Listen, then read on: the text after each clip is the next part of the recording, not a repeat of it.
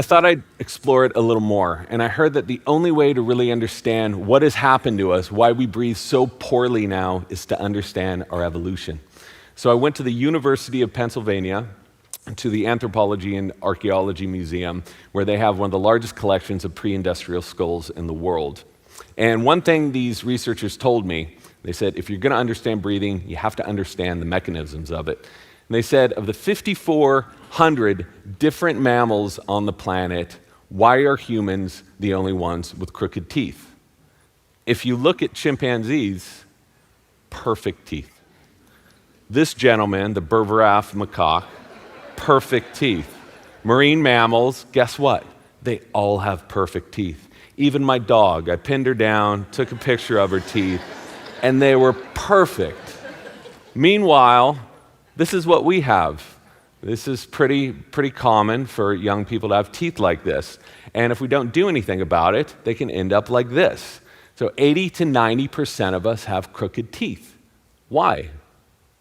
So the next question they asked me, they said, of the 5,400 different mammals, why are humans the only ones who have sleep apnea? Why are we the only ones that snore? Some bulldogs snore, but beyond that, humans are the only ones. 50% of us snore, and a quarter of us suffer from sleep apnea.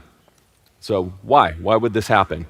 I've always thought that crooked teeth, I thought that this was a genetic problem, but then I thought about it a little more, and my parents had great teeth, and I had awful teeth.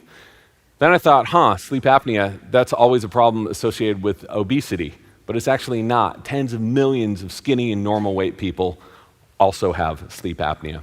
So the answers, they told me, are in the human skulls. And by looking at evolution, all of this becomes clear. The biggest change happened in the last 400 years. That's when we went from having this forward facial growth to having this retruded and recessed facial growth. So that's about 300 years ago, that's about 200 years ago, and now about 90% of us have a facial growth that is recessed and flat, much like mine. So if you drew a line from the top of the ears and a perpendicular line in front of it, almost every single ancient skull is above that line. And now about 10% of the population, or 5% of the modern population, is below that line, sometimes way below it. So here's another way of looking at it. This woman represents the sort of facial growth that we had about 500 years ago. As the centuries pass, she starts representing where we are now. So what happens when your face grows backwards and your mouth grows smaller? Teeth have nowhere to go, so they come in crooked. They have to fight for space. There's no room for them. About 300,000 years ago, this is the oldest human skeleton that we have.